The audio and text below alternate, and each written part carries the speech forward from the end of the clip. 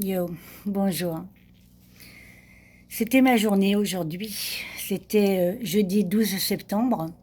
C'était le jour de mon audience publique concernant un dépôt de plainte que j'ai fait contre le SMEG. Ça a été renvoyé. Ça a été renvoyé d'une drôle de façon, donc au 14 octobre.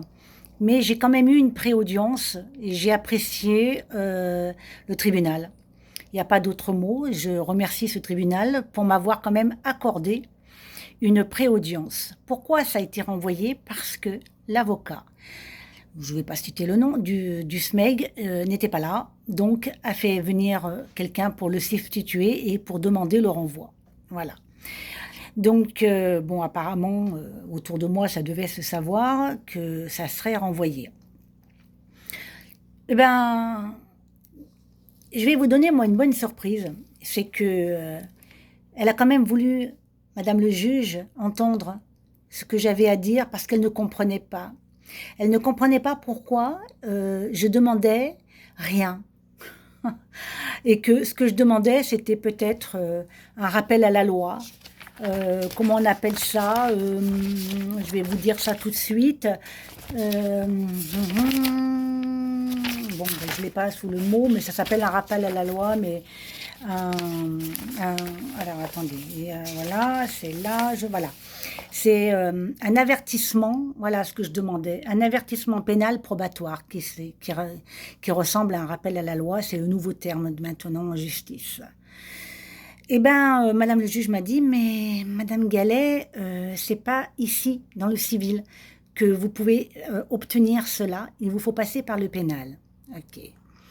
Elle me dit, vous avez le choix à faire deux chemins. Vous pouvez poursuivre ce que vous avez. Par contre, il vous faut rajouter des indemnités. Moi qui voulais faire ça pour la bonne cause, hein, comme on me dit souvent, que je brasse de l'air. Voilà, je suis un peu à Don Quichotte, quoi, en Guadeloupe. Hein. Moi, ça ne m'intéresse pas de gagner de l'argent sur les causes de l'eau, de plein de choses. Donc, bon, ben, c'est vrai que cette semaine-là, j'ai perdu de la clientèle. Heureusement, j'avais les justificatifs. Donc, elle m'a dit, ben, on renvoie, on continue comme cela et on vous allez demander le remboursement de votre perte de votre chiffre d'affaires de cette semaine-là. D'accord, ça m'intéresse. Et bien sûr, j'ai ce collectif de plaignants, la goutte d'eau, qui m'a contacté depuis plusieurs jours maintenant. Je vais le rejoindre pour voir, vu que j'ai créé un précédent, il est créé, ce précédent. Un précédent, c'est une forme de plainte qui sort de l'ordinaire parce qu'elle est civile, justement. Si tout le monde faisait comme moi, ben, on n'en serait peut-être pas là. Hein. Si tout le monde osait remplir ce petit formulaire de CERFA et l'envoyer au procureur quand vous n'avez pas d'eau, il y aurait peut-être beaucoup plus de choses que de compter sur des associations ou des collectifs sans les critiquer. Ils font leur travail. Mais je pense qu'à un moment donné, il faudrait que la population bouge parce que ces pauvres associations, ces pauvres collectifs, ce sont toujours les mêmes qui bougent et bah, ça stagne.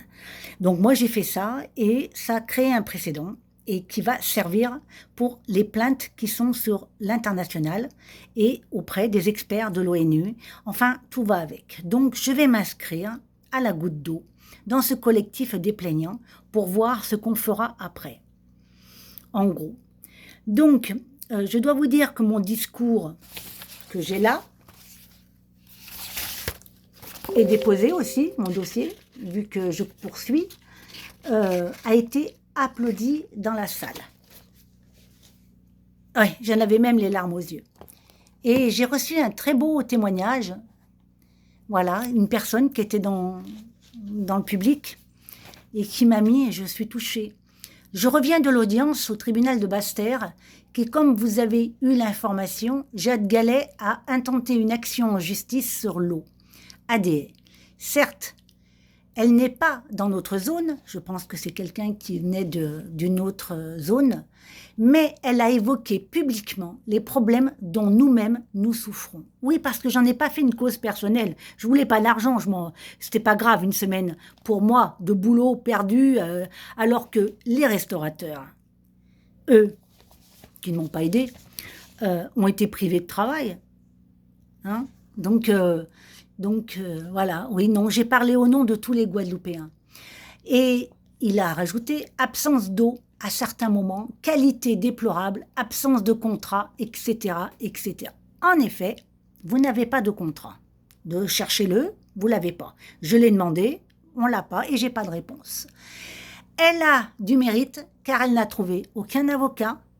Ouais, bah ça, les avocats qui veulent se mouiller pour l'eau, si ce n'est que pour prendre de l'argent, c'est pas la peine. Je sais très bien parler du problème de l'eau pour la défendre. Et elle était seule contre la justice, ou plutôt contre l'injustice.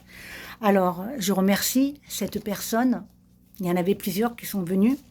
Je remercie les personnes qui étaient présentes. Et je vais vous dire qui était présent. Les Gilets jaunes de la Guadeloupe. Oui, vous ne les connaissez pas, ou disons que vous n'avez pas voulu les voir ou les reconnaître. Mais ils étaient là, les seuls. Ça me parle beaucoup, tout ça. Alors, je vais continuer cette vidéo pour vous parler de quelque chose qui, pour moi, dépasse la semaine qu'on n'a pas eue sans eau. Et qui dépasse largement toutes ces journées sans eau qu'on a eues. Mais ces retours d'eau, là,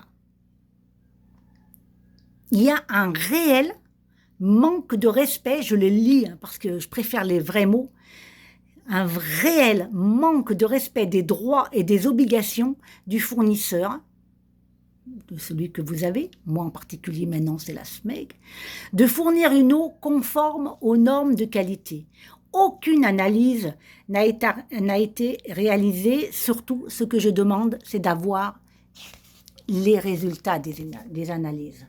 Voilà, donc je verrai comment je vais voir ça, car nous, AD, on nous avait demandé de ne pas consommer l'eau. Après le retour de l'eau, c'est vrai, jusqu'à nouvel ordre. Parce que moi, il n'y a jamais eu de nouvel ordre.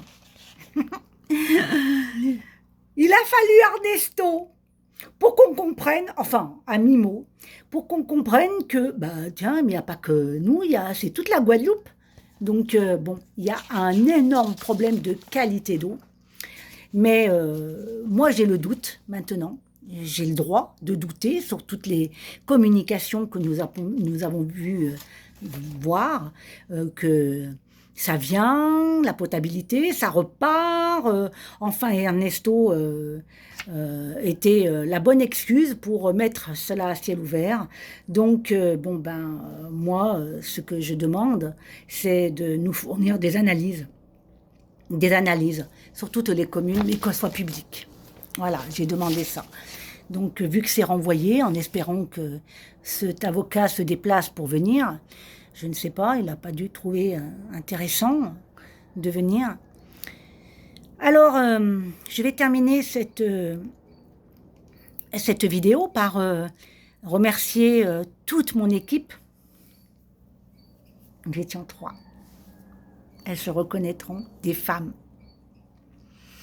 Je vais remercier les personnes qui m'ont dit que j'étais une grande fille et que je pouvais me débrouiller toute seule.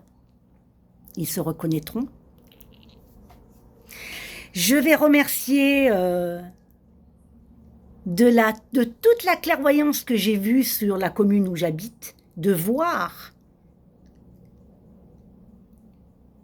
comment je vais vous le dire, la peur, la trouille. Enfin bon, c'était pathétique. Il n'y a pas d'autre mot. J'ai assisté avec mon équipe à des choses pathétiques dans mon environnement communal. Voilà. Donc, voilà. Je vais être timide pour les autres actions, de gauche à droite. Je vais être très timide. Parce que je suis une grande fille, que moi, la vie chère, eh bien, excusez-moi, mais je suis devenue tellement autonome chez moi depuis des années. Et j'utilise tellement la monnaie libre depuis 4 ans que je me sens peut-être moins concernée parce que je me débrouille. J'ai tout, je fais tout, mon pain, ma brioche, j'ai mes œufs, je fais tout, mon sirop, mon jus, ma crème de jour, je fais pratiquement tout. J'achète que de la base, de la farine, de l'huile, et encore je fais mon huile de coco. Donc Je me pose beaucoup de questions sur mon côté militantisme. Si je dois aider dans le domaine de la vie chère, ça sera la solidarité. Mettre une chaîne de solidarité entre nous, là je suis OK. Mais le reste, faire du... Non, j'ai pas envie. Moi, j'ai envie d'entendre des fortes propositions pour mettre en place des choses entre nous. Parce que moi, je suis désolée, mais quand je vais chez mon primeur, c'est cher. C'est cher aussi, et c'est des légumes qui viennent de la Guadeloupe. Des fruits qui viennent de la Guadeloupe, et c'est cher. Ils ont les mêmes prix en grande surface. Donc, il devrait déjà y avoir des questionnements là-dedans, quoi. Voilà. Eh bien, le procès, donc, enfin l'audience, pardon, est renvoyée au 14 octobre, et encore, j'étais tellement troublée. J'espère que cet avocat viendra. Là, il n'a pas daigné. J'ai même cru que mon dossier allait être irrecevable parce que je ne demandais pas d'indemnité. Bon, ben si c'est que ça, on va demander des indemnités. Allez, je remercie aussi, j'ai quelque chose à dire, je remercie aussi ce flot de communiqués qu'il y a eu cette semaine et qui m'a beaucoup conforté dans mes convictions, comme le communiqué du LKP, le communiqué des comptes de la SMEG, le communiqué du préfet. Tout ça va dans mon sens et je me dis, mais waouh, j'ai mis le doigt sur quelque chose qui... sent pas bon, hein.